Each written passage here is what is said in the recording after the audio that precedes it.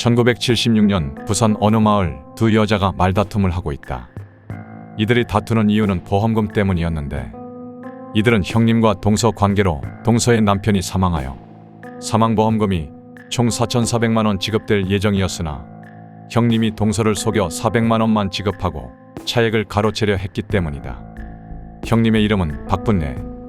대한민국 최초의 여성 연쇄살인마였다. 박분례는 1926년생으로 중학교를 졸업했다고 한다. 이는 당시 중산층 이상의 가정환경에서 자랐다고 추정할 수 있다. 박분례는 19세에 첫 번째 결혼을 하게 되는데 여기서 일남 일녀를 낳고 가정을 꾸리며 살다가 정확한 시점은 알 수 없으나 이혼하게 되며 이혼한 가족들에 대한 이야기는 크게 알려진 바 없다. 박분례는 이후 술집에서 접대부 생활을 하며 생계를 꾸려간 것으로 알려졌는데 나름 빼어난 외모 덕으로 지역 유지들과 많은 친분을 쌓았다고 한다. 그러던 중 자동차 부품 제조 공장을 운영하는 연하의 남자 엄씨를 만나게 되어 그의 두 번째 부인으로 살게 된다. 당시에는 지금과 다르게 전쟁 직후 성비 불균형 그리고 고전적인 가부장적인 사회 분위기로 두 번째 부인을 들이는 것이 손가락질 받을 만한 일은 아니었다고 한다.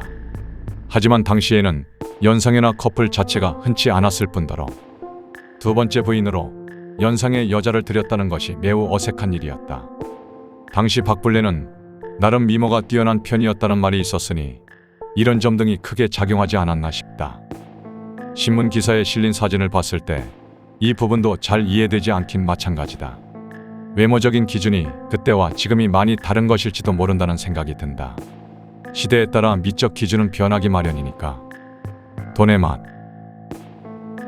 박분례는 1973년 당시 보험 설계사로 일하던 동창생으로부터 보험업을 소개받고 보험 설계사 일을 시작한 것으로 전해진다. 보험 일을 할 때의 주변 동료들 증언에 따르면 박분례는 싹싹하고 친절한 사람으로 알려졌다고 하는데 박분례는 주변 동료들에게 친절하며 그들의 경조사를 자기 일처럼 챙기는 등의 활발한 사회성을 보여주었다고 한다.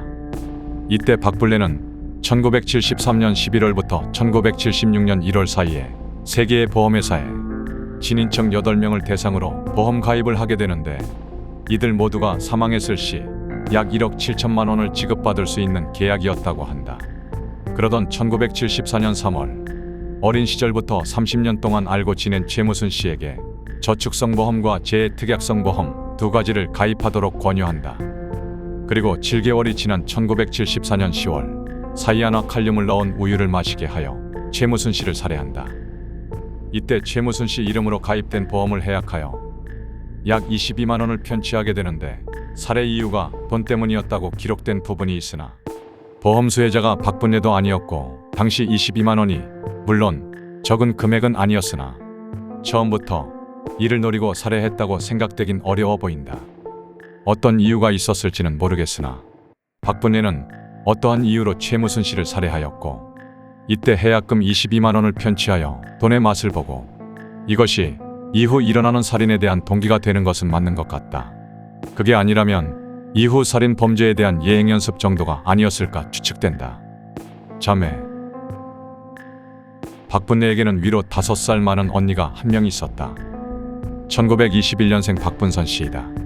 당시 박분선 씨는 중풍에 걸린 남편을 돌보며 딸과 아들을 키우는 사람이었다. 투병 중인 남편을 홀로 돌보며 아이들까지 키우느라 가난한 형편이었지만 당찬 성격의 동네 주민들에게도 매우 친절한 사람이었다고 전해진다.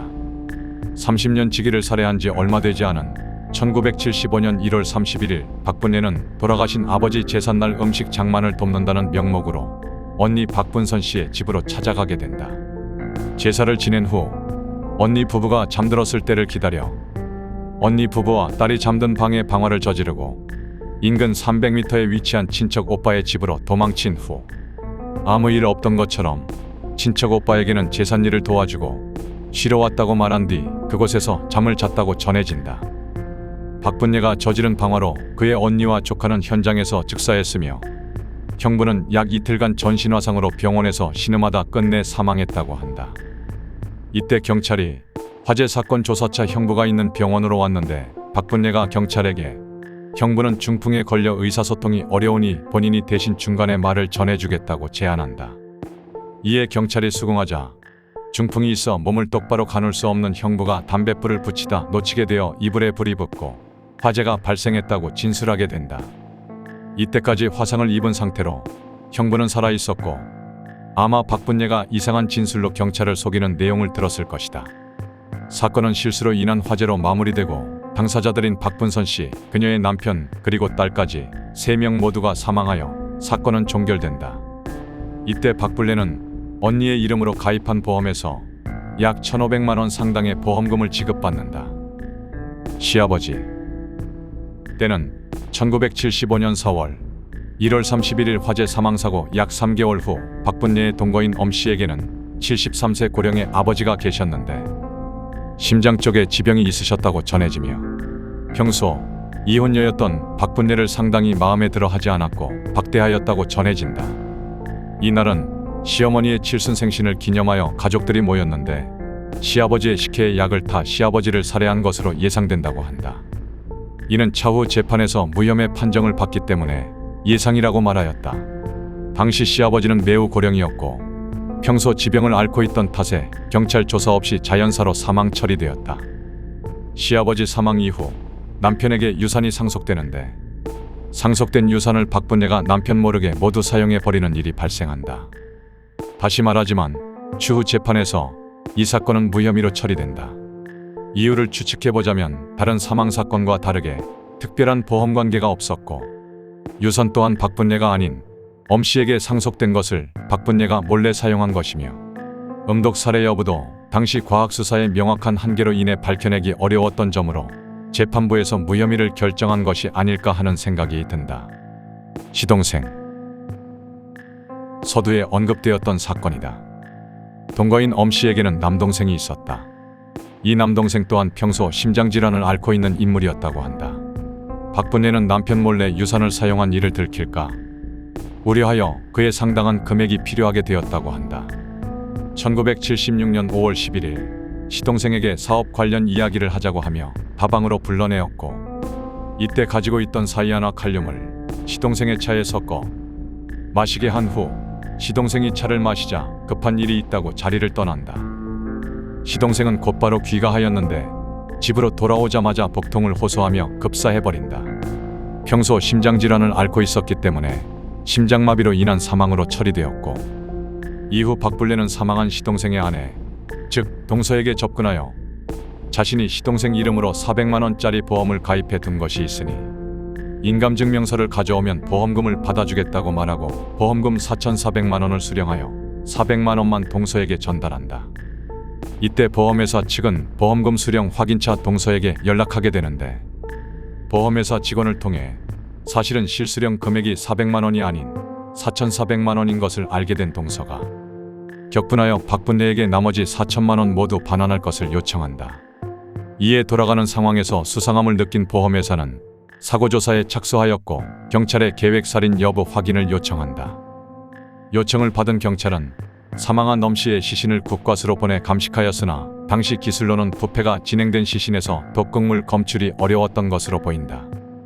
이에 타살 흔적을 찾을 수 없다는 부검 결과로 박분례의 살인은 덮어졌으며 이 결과를 토대로 박분례는 보험회사를 상대로 재판하여 80만 원의 위자료를 받아내기까지 한다. 어찌되었든 시동생 명의의 보험금 편취는 실패한 것으로 보인다. 돌아온 아들 1975년 1월 31일 언니 살해 당시 언니의 아들은 군복무 중이었고 1977년 전역한다. 그는 이모 박분례가 자신의 어머니 이름으로 보험금을 수령한 사실을 알게 되며 박분례에게 이 사실에 대하여 항의하기 시작한다.